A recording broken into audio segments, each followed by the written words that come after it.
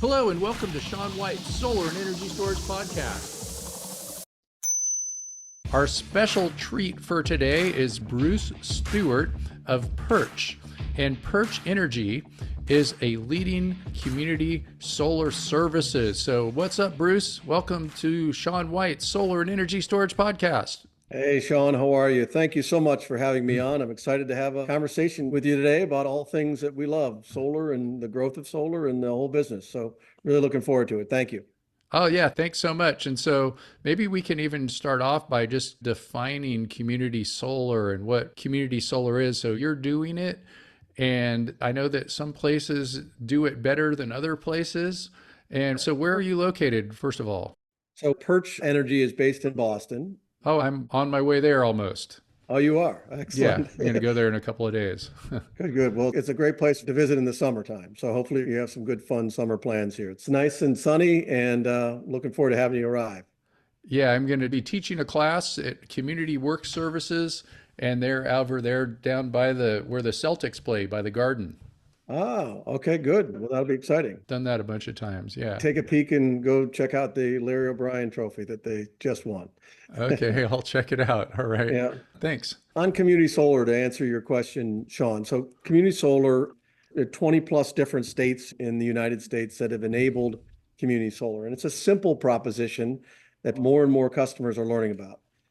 It's an opportunity to subscribe and get energy savings by subscribing to a community solar farm that isn't co-located on your home or your business.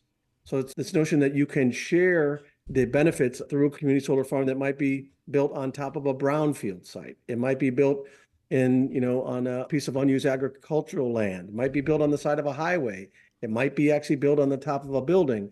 But the idea is that the broader community can subscribe to get to that community solar farm and get credits, which are fundamentally discounts on their energy bill, on their electricity bill, that will then show up and give them the value to do two things, which is really important. The customers can say, hey, listen, everybody likes to be able to save a little bit of money on their energy bill. That's a given, right? But at the same time, you can have the opportunity to support through your subscription the build out of net new clean energy generation through solar in your community, and fundamentally be part of that step function change of bringing more green, clean energy onto the grid to power us for this decade and decades beyond. So, I mean, that sounds like a really good thing. And if it's only in 20 states, why are 30 states stupid? Well, it's just a matter of the states themselves providing incentives, right? And the states have to say, this is really important. This is one of the tools, one of the mechanisms by which we're going to create a cleaner, renewable-based grid through time. And it's really that simple. So the states basically are providing incentives. Part of the reason is they'll create a program and say, go out and build 200, 250, or unlimited, like New York, unlimited number of megawatts, unlimited number of solar farm capacity for people to subscribe to. And when they do that, they'll create incentives for some of those energy discounts to go back to end customers. So the states themselves at a level need to promulgate the rules, right? Basically adopt legislation that says, number one, we're going to support this notion of community solar, then work with their local utilities to say, now when these farms are built, they then interconnect directly into the grid. They don't go into somebody's business. The farms connect to the grid. So they work with the utilities to say, work with these community solar farm builders that are spending their own private money to build these, interconnect to the grid. And then we then work with the utilities to basically then help place the discounts and the credits onto their bill. So there's a few parties that need to be involved, right? So it's the state legislature, right? It's the utilities, it's the guys who are building the farms who are our partners. They all need to come together, and there's a set of rules that do that. So 20 and growing number of states are saying this is a great way to increasingly change the color or the complexion of our grid and add more renewables into the market to complement the existing sort of, call it coal generation, nukes, or natural gas generation facilities. Yeah, I mean, community solar to me has always sounded like such a great idea. And it's unfortunate that not everybody can do it. I mean, if it's only like 20 out of 50 states, it seems kind of unfair. And I guess maybe that's has to do with politics and public utilities commissions and things like that. Or does that number keep growing? Do you see that number grow? Yeah, and it has kept growing. So if you sort of think about it, some of the biggest markets are doing it. So if you go from the East Coast to the center to the West Coast, right? So New York is one of the most robust programs, right? Across the state of New York. Then you do the whole New England market. So Maine, Massachusetts, New Jersey, and Maryland, Delaware, even Virginia, Washington, D.C. So that whole corridor has moved into it. Then you go into the center and you've got big states like Illinois that's recently promulgated and it actually is now quite robust in sort of rolling it out. You throw, Minnesota that's also in that market. Then you go on the far west where California has adopted some rules to support community solar. Those rules, I think, need to be tuned up a little bit better, but that was recent in the last sort of year and a half. So there's a lot of other states. And so who else is also considering it are some of the other most populous markets. So you've got Ohio, Michigan, Pennsylvania. They're all looking at and evaluating at in their state legislatures with their governors and the other offices to look at how they might bring that forward. So people are looking at the models that are out there. They like what they see. It just takes some time for everybody to get there. This isn't a federal sort of rule that says it's everywhere. This is still a state by state based where they promulgated because they're creating incentives to be able to do that. And that becomes state funded. Okay. So the way that I've kind of looked at community solar just on a real basic level is if you can't get solar on your roof, or maybe you just don't want to have solar on your own roof, somebody could put up a solar project just outside of town, something like that. And then you can treat it as if it was right on your roof. And does that sound sort of right? It does. It does. Mhm. And there's a lot of reasons why people may determine when they can't get solar on their roof, to your point, or don't want to put it on their roof or don't want to invest in it. And there's a whole class of customers who don't have a roof to put it on because they are renters and they're tenants, right? And so the community solar says is whether you have roof capacity or not, right? Whether you're a tenant or a homeowner, whether you have the right positioning for your roof, maybe it's too shady, right? That's where it can't, or it's not facing the right direction to get adequate sort of sunlight. Or maybe you don't want to make that investment, or you don't want to put it on there because it then will actually have additional costs to replace roof elements. And you can't or don't want to, fine. We've got a solution that is no fuss. You can simply subscribe to something that's, to your point, in the local community, right outside of town or in town. And you don't have to have any ongoing maintenance for that project. That's all handled for you by the project owner who actually owns that solar farm. And you simply get a discount, if you will, by subscribing to that on your electricity bill. Try to make it really nice and easy, right? And the sign up process, again, Sean, that's easy, right? You're not paying anything. There's not somebody needs to come out. You don't need to do a study on your roof. You don't need to drill anything. You're done. So it's, solar without, the rooftop panels on your own business or roof.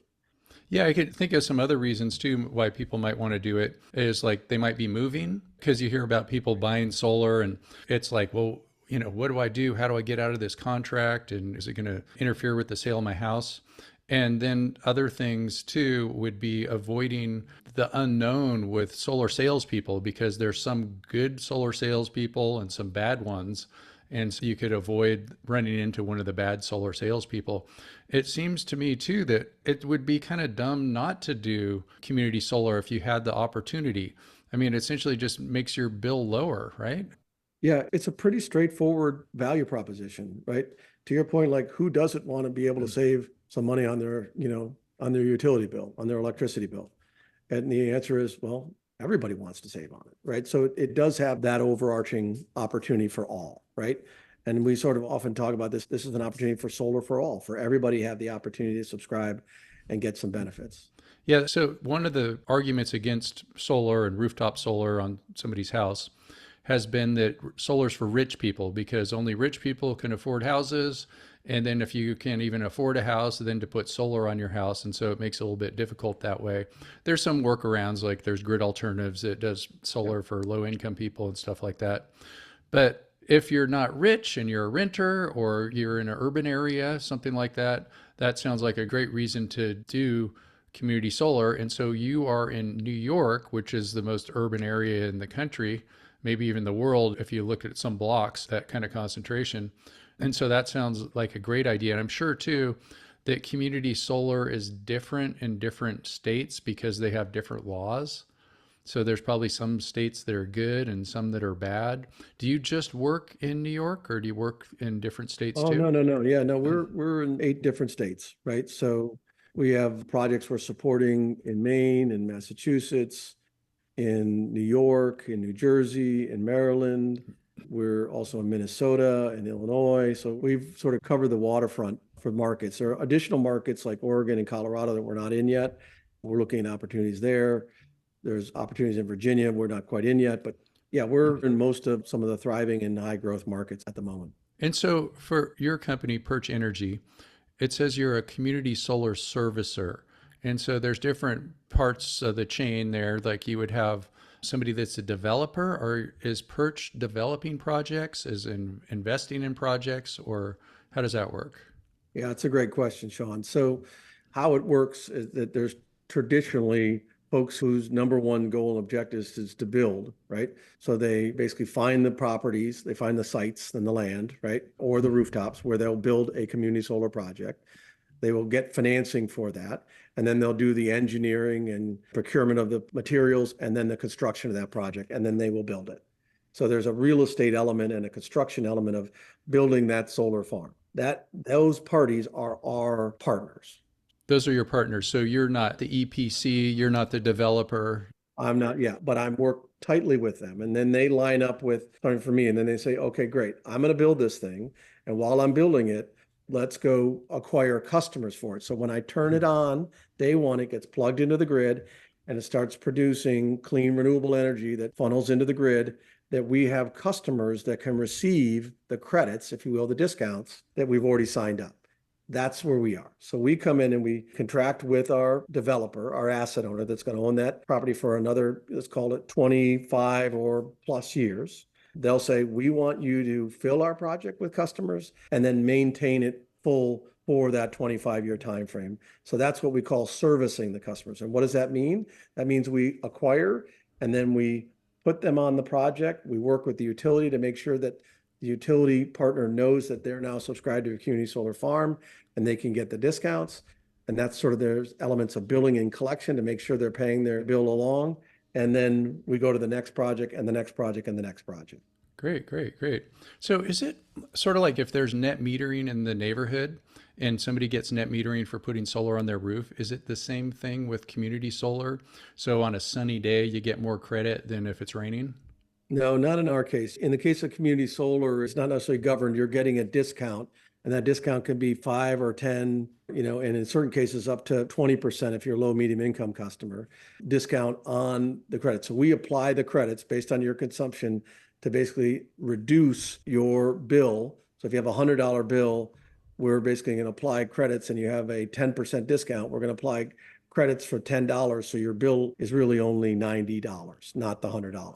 Okay, so it's not net metering, it's not based on how much energy the project makes, and if you have a sunny year being better than a cloudy year, or Yeah, so the project itself will have a yield, right? Which is it generates a certain amount.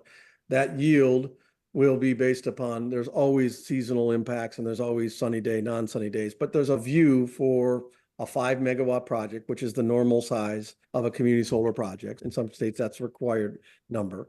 So 5 megawatt projects are not meant to be the big, huge utility ones. They're meant to be smaller so they can fit in local communities. so when you say 5 megawatts, is it like 5 megawatts or less, or 5 megawatts or larger, or does it have to be 5 megawatts or less. 5 megawatts or less? So that's just under the number because the number for being a PV system that would comply with NEC Article 691 for large scale PV systems has to be 5 megawatts AC or bigger. Yeah. So it's an intentional number in most of the state legislatures, right? Yeah. So that 5%, and that will have a yield over an annualized period that will produce amount of credits, if you will, produce energy, which equals a credit. And then we go find, sometimes it might produce more or less, but we're generally always trying to map every kilowatt or megawatt of power produced produces a credit. We then put those credits a la discounts into customers' hands. And the customer types, by virtue of them being signed up, We may be able to add more credits or take more credits down fundamentally to make sure that they're getting a 5 or 10% discount through time. So that's sort of us as a servicer, making sure we're managing the yield, taking all of those credits, properly placing them on customers. And at times, do we need to slightly adjust the sizes? Sure, we do. So that's sort of our role in this equation, is to manage the customer side relationship and place the credits properly on their utility bill or bill them, because not every market, the credits don't show up in utility. They're not utility consolidated bill. Some days we send it directly to the customer to pay. So, from a customer's point of view, is there anything different than just noticing that they're getting a discount on their bill? There isn't. Yeah. So that's, some people say, hey, so are those clean renewable megawatts making their way to my doorstep? The answer is no. What they're making their way onto the grid. So it's changing the complexion or the percentage of the grid that is being fed by renewable energy sources versus other traditional energy generation sources, fossil fuel sources. So that's what it's doing. But you're going to get a mix at your house, right? No matter what. But you, by subscribing to this, are incentivizing the build of net new clean energy generation on the grid, because that's the way it works. We said we will go to market, find customers, whether it's businesses, small commercial, apartment buildings, residential customers, low, medium income customers. We'll put them on these projects. And by their subscription, they're basically fueling the build out of these privately funded community solar farms. And so, is there like a waiting list to get in these projects? Because it seems to me, if I'm living in an apartment in Massachusetts or New York, and all of a sudden there's a limited amount of subscriptions for discounts of whatever it is, 10% off on your electricity, something like that, that everybody would want to sign up as soon as possible, and there would probably be not enough to go around. So love the way you think, Sean. Love the way you think. So at this particular point, I'm looking for that curve where everybody wakes up every morning and is like, geez, how do I get myself on one of these community solar farms so I can get the discounts as opposed to somebody else, and so you're right about there is an element of scarcity, right? But increasingly more and more projects are getting built. But there is also an element of education. And by that, I mean, most people aren't waking up saying, hey, I might need to go change my insurance company for my car. Maybe they're doing that, but that's still probably a low incident. They might be saying, I need to go buy a new pair of shoes, but they're generally not waking up every day and saying, hey, I need to get myself attached to a community solar farm to get electricity savings. They might think, I'd love electricity savings, but what we have to do is educate the market, right? And part of the reason I love having this conversation with you is people are like, hey, I didn't realize there was an opportunity for me to get electricity savings as an alternative putting rooftop solar. Oh, you mean I can actually do this? That's actually pretty neat. And I don't even have to have a roof. I can be a business tenant, not a building owner. I can be a residential tenant as well as a residential owner. Oh, that's really neat. Okay, great. So how does it work? Oh, I sign up easy and then I come on board. So that part of the process is there. When we've done that and we fill it up, we do then create a wait list. So then the idea is, because sometimes they fill up and people are like, oh, this is great. So then they fill up. We create a wait list because people, to your point, do move, right? They might go from apartment or from house to house. And when they move out of the utility area, then we've lost them. And then we bring another customer back on. And that's what we spend the balance of the 25 years when we're managing it, making sure it's always staying full. But there's a clear need for people to sort of be like, okay, in the things I can consider to save money on my energy bill and help in my own personal goals as a business or as an individual to basically advance the development of more renewable energy, community solar is an option. That's part of the conversation we're trying to get to be more pervasive. In certain markets, it's well known. In other markets, it's still emerging. So if they move in the same utility area, so they move across the street or down the block, something like that, they can take it with them, or do they have to get on the list? You bet. Yeah, and that's the subtlety of how it works, which is if that community solar farm is connected to the utility that serves your house, you can subscribe. Okay. But if they're working with Perch in New York and also in Boston, then they can't switch it from there to there, even though they're working with Perch. So let's say you're at Con Ed in Manhattan, and you then move to Eversource, which is the utility in Boston. That would be a step change. But by the way, we have projects in Boston, so you could still say, "Hey, I'm moving." We're like, "Hey, where are you moving to?" I'm moving to Boston. You're like, oh, well, great. Would you like to go on a wait list for a project we have up in the Boston area? They're like, oh, perfect. Yeah, put me on there. If they're saying I'm moving down the block, we're like, okay, great. What's your new address? What's your new account number? We'll switch it from old apartment to new apartment, or old home to new home, old business to new business. So I imagine it's probably pretty easy to get people to sign up because it just seems dumb not to. But is there any problems getting people to sign up sometimes? Is there like unsubscribed solar out there? There is, yeah. So the way to think about it is it's easy once you understand it. So I can just Mm. go back to there's an education and awareness. People are like, oh, I didn't realize this. How does it work? So there's a little bit of additional work because the industry is still young. It's growing and it's fast growing at Mm. that, but it's still young. I'm sure people just tell their neighbors and yeah. Yeah, so it's like tell your friends, we'll provide incentives to do that. And the idea is the main reason people will be like, okay, great. Like, so is 5% enough savings? Is 10% enough savings? And they're like, sure, why wouldn't I do it? Right. And the common reason that we see for when people unsubscribe through time, that people do move, right? And that's just common for anybody that has that particular play. And that's probably one of the bigger drivers for why people will unsubscribe through time. How often do you see people unsubscribing because they feel sorry for the utility and they want to give them more money? Yeah, no, that's not a reason code for people leaving. Yeah, that's not You haven't one. seen that one yet. I haven't seen that one. I don't know. There's all kinds of crazies out there. Yeah, no, exactly. And listen, the utilities are our partners in this, right? So we're working closely with them to make sure we get the credits on the customer's bill, right? To the extent that there are, we're submitting the separate bill for the credits to the customer, we're working with them. So we have a team member or two or three who spend time always interacting with the utilities to make sure the data transfer is right, just so it works well for the end customer. So I'm assuming here too that customers, they don't get to deal with things like tax credits and depreciation and SRECs and all that kind of stuff, which I'm sure is a headache, if somebody just puts solar on their own house and they have all these tax forms and stuff to fill out. So somebody else would get those benefits and then pass on the discount to them, I guess. Yeah, so the solar farm owner, right, called the developer, but the long-term solar farm owner has all those rights. Those are native to the solar farm that's built locally in your community. That person gets those particular benefits. The benefit that the customer gets, whether you're a business or a residential customer, is the subscription discount on your bill.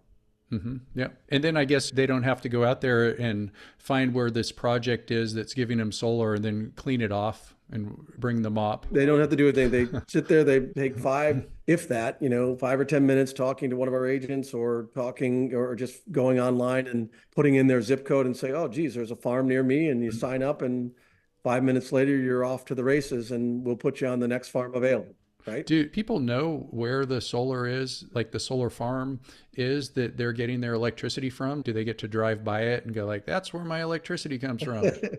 That's a fun part of this. So one of the things we've learned is that people are curious, whether you're a business or an individual customer, you're curious, which farm did you end up putting me on? Right? Well, they'll sign up and sometimes we'll have a farm we know they're going on.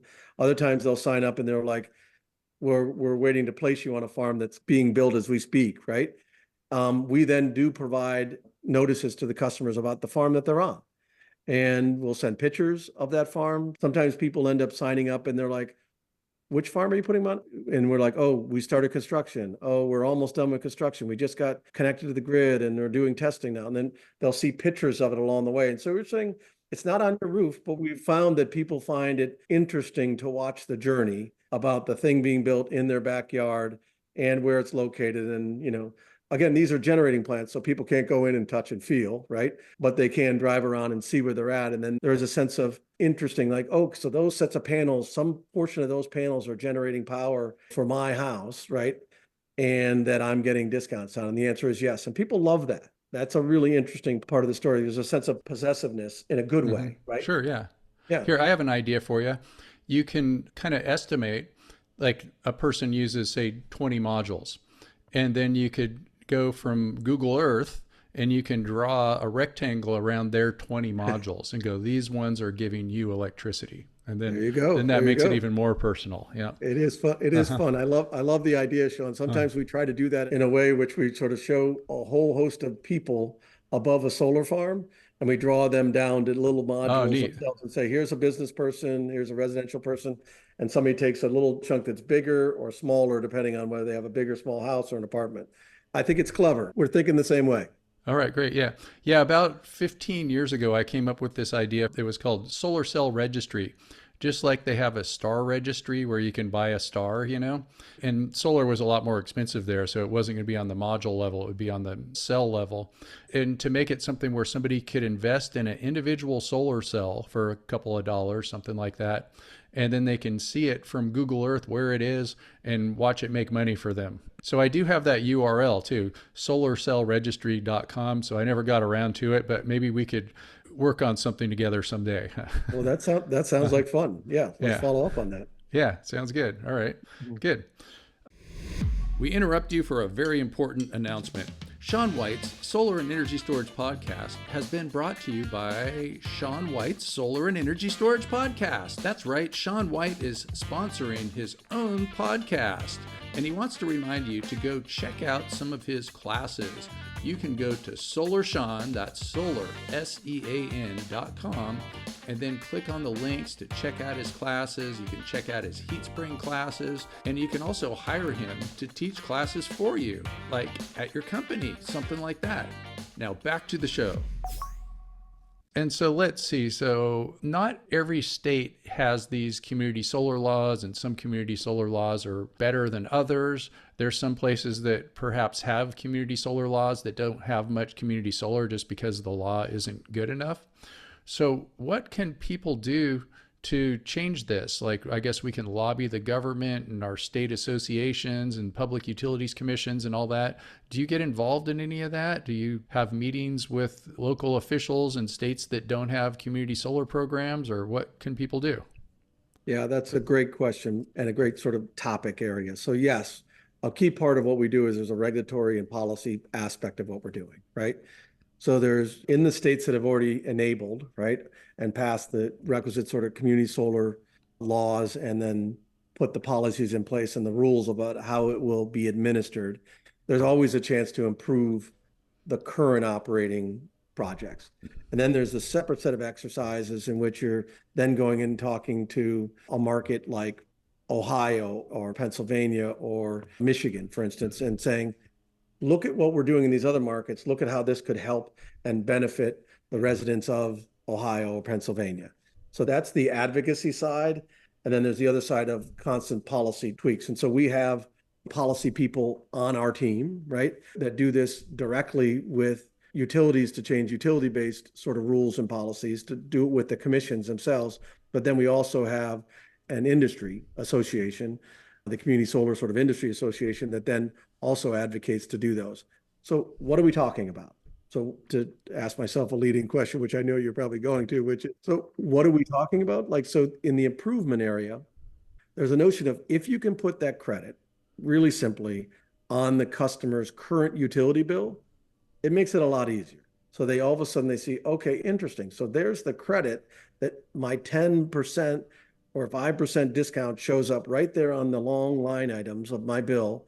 And I don't have to pay anything else. I pay right like I am yesterday before I signed up for community solar. And then now that I'm on it, I still pay the utility. That's called utility consolidated billing. New York has it.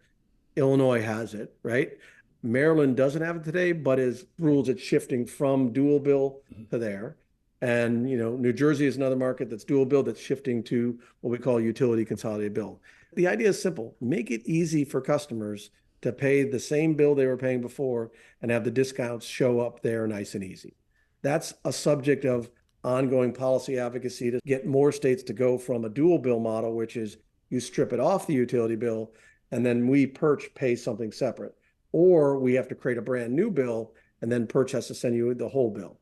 It just seems a lot, and it is a lot easier. And customers are like, hey, I didn't really think I'd have to pay two bills. I don't really want to pay two bills, right? I'd rather just pay one bill. And interestingly enough, that's part of the value proposition, that you don't really have to do anything other than continue to pay, ComEd in Illinois, or Ameren in Illinois, or ConEd or NYSEG, right? Or National Grid in New York, and you can keep paying them just like you always did. That's an example of an improvement in current markets, and in the net new markets. Let's just make it really easy for consumers to adopt this, really easy. And that then lets these projects go faster and faster. So it just takes a little bit of a step out of it, out of the whole process, that people are like, oh, that's even better. Let's do that. Yeah, great.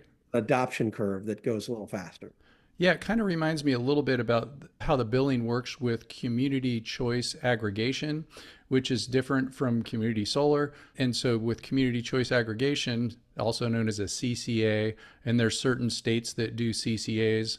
And so they don't change the billing or anything. In fact, a lot of people with CCAs don't even know that they're on it. And so what essentially happens is your municipality, so it could be like your city or your county, decides that they want to be a CCA, and then they get to purchase the electricity instead of the utility purchasing the electricity, but the utility still gets to do the distribution and the billing and all that kind of stuff. And that's actually what got me into solar, is because my friend Paul Finn wrote a law called community choice aggregation, probably going on 30 years ago now. And now we've got over 10% of the US gets their electricity through a CCA, but there's a lot of states that don't have it. It's mostly just a few states that are doing the CCAs, California being the big one. California is definitely the big one. Yeah, Massachusetts, Ohio. Ohio does it, right. I frankly love that you brought this up, because I actually, in a prior life, was basically with large retail energy companies, and I was personally actively involved in the CCA space. So having specifically been the supplier to, and then work to get the notices out to those customers in those municipalities and get them signed up, to the tune where at some point I had over close to 1 million customers on CCA projects across Wow. Illinois, Ohio. There's natural gas aggregation as well as electricity, as you know, as well as in Massachusetts, right, as well. So I love that you brought it up, because it is simple. And the fact that you make it simple and you deliver benefit, right, a la the savings, is a great thing, right? Mm-hmm. Great, great. Yeah, and a lot of people get mixed up because it has that word community in there, and they're like, community Yep, what? exactly. And I'm in this place called Orinda, California right now, and we're surrounded by all the other cities went with the CCA, and for some reason my city council is bought off. Uh, yeah, So, yeah, I guess you got to go to Sonoma, because I guess Sonoma and Marin have big CCA programs, if I yeah, and they recall. talk about like MCE for Marin Clean Energy. And it's not just in Marin anymore. It's in my neighboring city, Lafayette, which is, you have to cross a big bridge to get to Marin from there. I used to live in San Francisco, so I know your neck of the woods well. So Oh, great. Yeah. So could somebody have a CCA and community solar at the same time? I would think yes, but I think it's a little murky as to what some of the rule overlaps might look like, because it's not crystal clear. But there is a really interesting argument for how do you sign up customers en masse. You can choose whatever supplier you want, but on top of that, how do we actually also choose some of that supply to be from a local community solar farm? Why wouldn't that be advantageous? Why wouldn't we do that? Right? Yeah, yeah, for sure. Yeah. So another thing too, I guess that would kind of relate to that is when people sign up for community solar, do they sign up to offset their whole bill? Or, like when people put solar on their roof, they might be offsetting part of their bill. Yeah. So the savings is basically off of their electricity bill, the complete size of their electricity bill. So that's where the discount savings is based on. So it's not like I'm getting all my electricity from solar. Is it designed to be that way? It's attempting to do that, but in a very simple way. So whatever your total cost and consumption is, what's your total electricity bill, how do you fundamentally run a 5% discount off of that? Yeah. Mm-hmm. Yeah. So like when people have community solar, do they say I'm getting all my electricity from solar? Well, what they say is that it doesn't quite work with that, because it's hard the connective tissue doesn't work that, because it's not plugging straight into your home or business. What people say is, I'm excited. I'm subscribed to a community solar farm in my local community. I get credits as a consequence of that subscription that save me 5 or 10% on my electricity bill. And because of my subscription, I'm helping fund the development of net new clean renewable energy, as opposed to it being servicing my house. So it's really about the mission of building more clean energy generation in their local market and changing the complexion of the grid from increasingly more green and renewable sources. And also because solar works when the sun is out and it doesn't work at night, is there a such thing as community energy storage? Yes, great question. Some of the projects that are being built that are community solar projects are attaching storage to them. It wasn't where it was natively started, but increasingly there's some storage capabilities being added. But again, like you don't necessarily go that 100% of my supply is from my community solar subscription. Your home and or business is still connected to the grid. What we're fundamentally saying is that your consumption on an annualized basis is matched to that farm, even if it's not 100% of the time all coming from renewable sources, because you're still getting a mix that's powering your home. Sure. Yeah, it'd be interesting to figure out how they're going to incorporate all that kind of stuff. Another thing, too, is a lot of your customers, being renters and things like that, don't have the ability to charge electric vehicles while they're sleeping, like most people do. And so I would think that there might be some kind of way to work with some kind of EV charging company or to start your own that goes along with the community solar company to figure out some way where renters can have EV charging. Is there any connection there yet, or is that some kind of good future Not thing? for us yet. We've looked at whether there's an additional opportunity to bring EV charging sort of solutions to a customer who's already like-minded, who's signed up, made a subscription to community solar and says, okay, what else can I do? Are there other EV product solutions for EV? Because I do have an EV. We've thought about it that way. You're sort of going to the other side of the equation, which is the source for the EV chargers a community solar choice? So that would be more of a commercial offtake partner. So we have commercial offtake partners that it's a mall or a hospital, and there's Hmm. no reason the commercial offtake partner couldn't likewise be an EV charging system.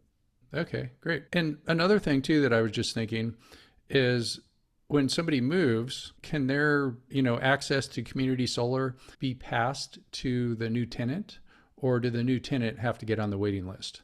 They could, but the new tenant ultimately needs to provide their account number, their billing and payment information, right? Because it's somebody new paying for that electricity bill. So you need the net new person, the new tenant, their account number, and so forth. So they more than likely, unless there's a perfect timing, more than likely they're going on the waiting list and coming on board, right?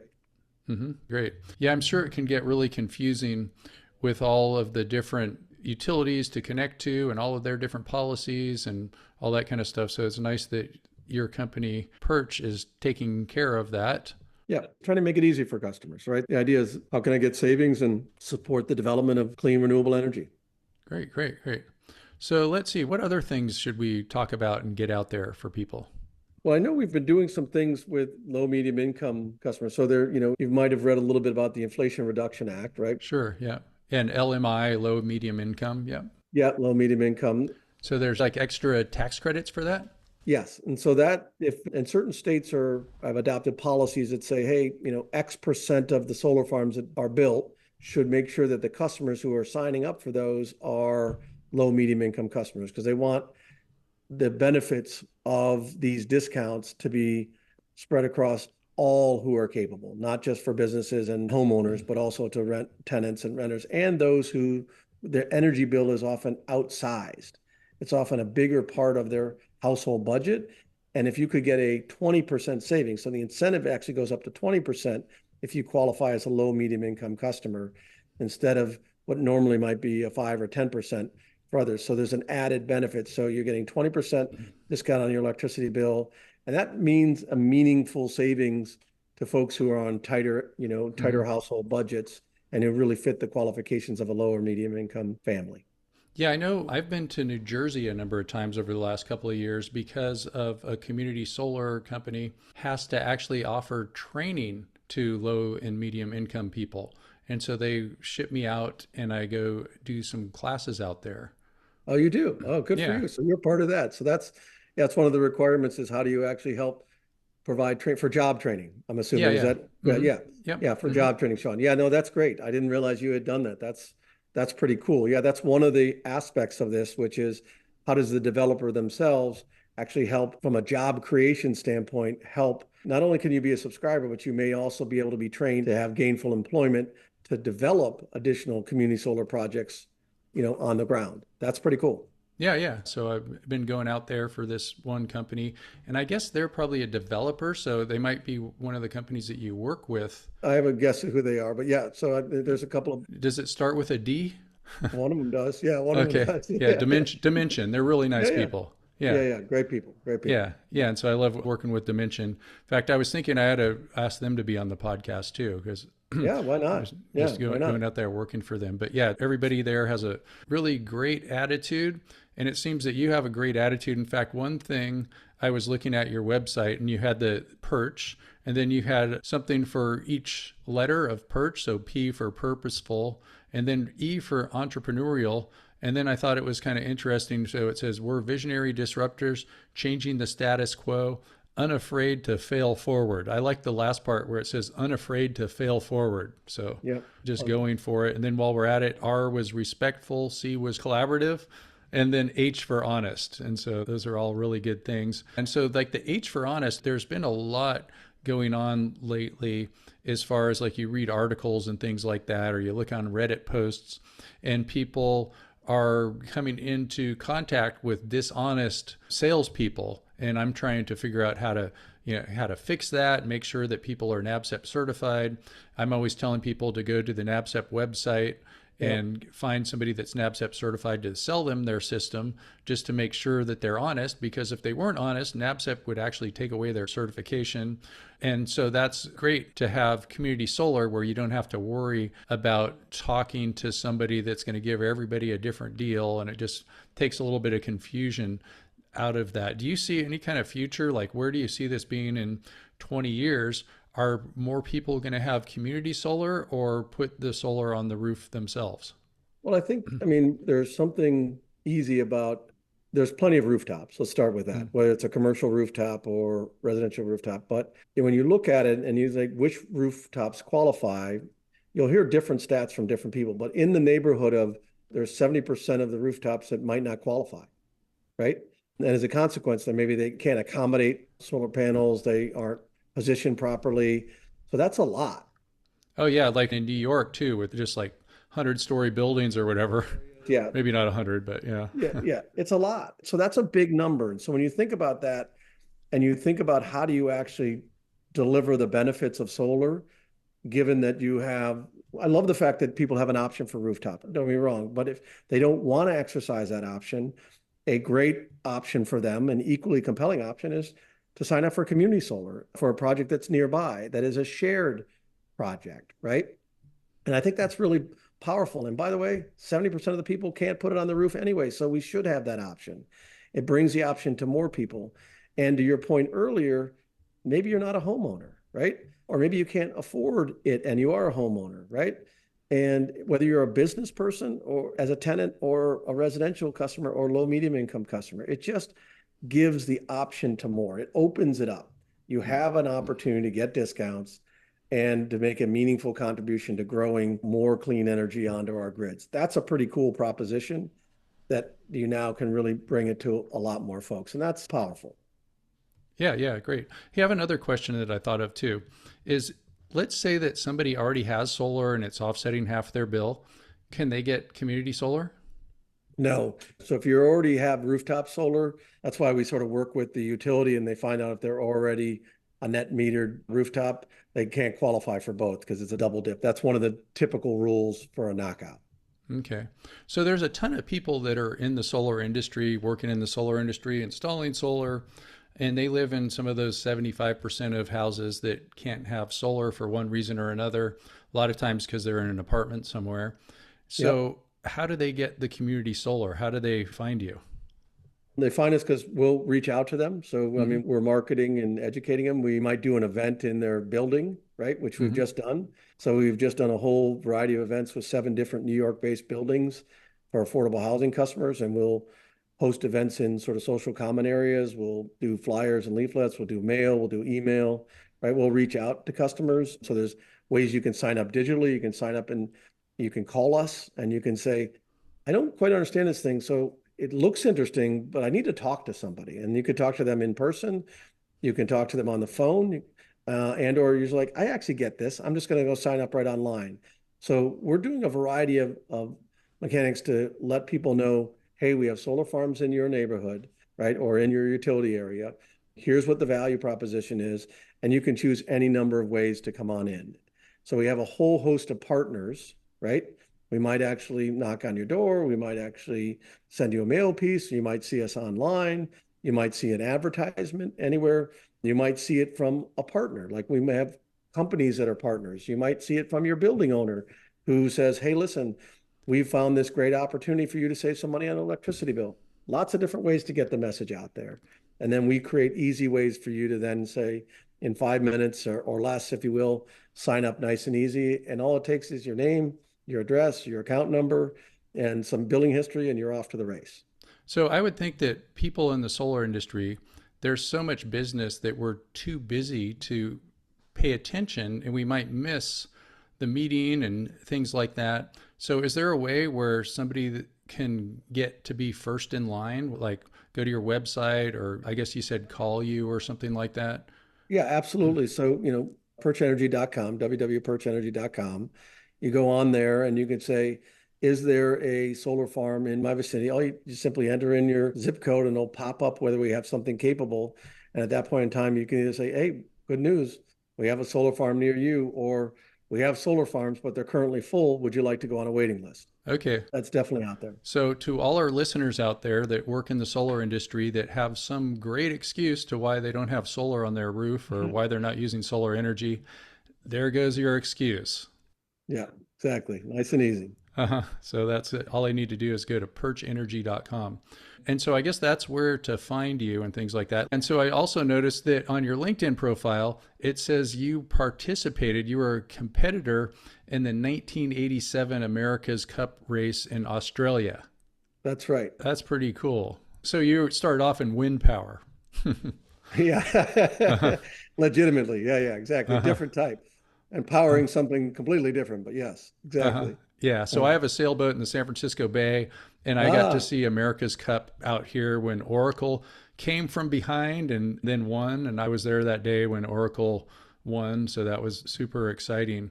Are you still sailing, I guess, probably? yeah, I am. Yeah, we'll Mhm. have races. I'm doing the sort of a Saturday series of races and then a regatta here and there. So mostly through the summer we'll race. And yeah, I remember when I did the America's Cup, those were 12 meters. So those were sort of the class of boat that doesn't exist anymore. You now have sort of the Oracle style. You got these guys that sort of pop out of the water on the cats that fly, right? I mean, they literally almost fly, right? Uh-huh. So Yeah. it's a pretty cool thing. So yeah, and when I lived in San Francisco, we used to sail in a lot of the races right in the San Francisco Bay there, right outside. It couldn't have been more picturesque to be sailing and racing right near the Golden Gate Bridge. It's pretty cool. Yeah. My boat's over at the Pier 39 Marina, and there is an old America's Cup boat there. Which one is there? Is that the St. Francis Yacht Club boat, the old St. Francis? Is it Eagle or is it, No, it's like, what was that one?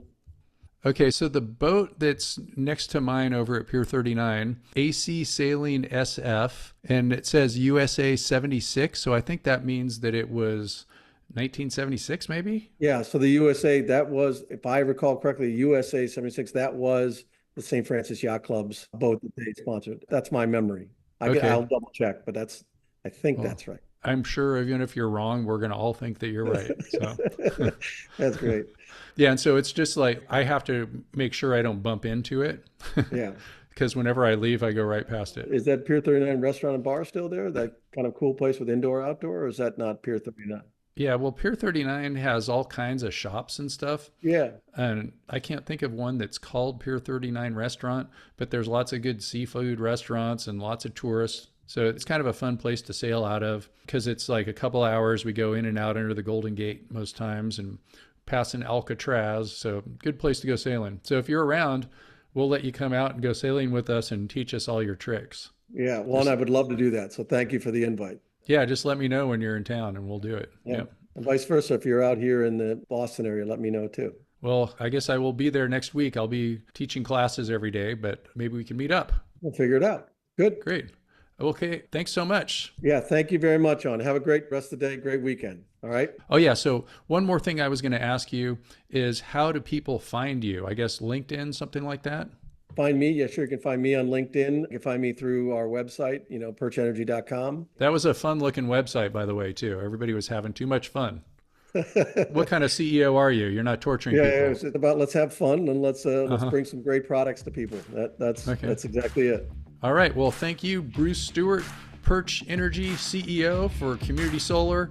And thanks for listening to Sean White's Solar and Energy Storage Podcast. To learn more about solar, about storage, about community solar, about community choice aggregation, about anything under the sun, or maybe someday not even under the sun, under the ground, who knows? Go to Solar, SEAN, that's solarshawn.com.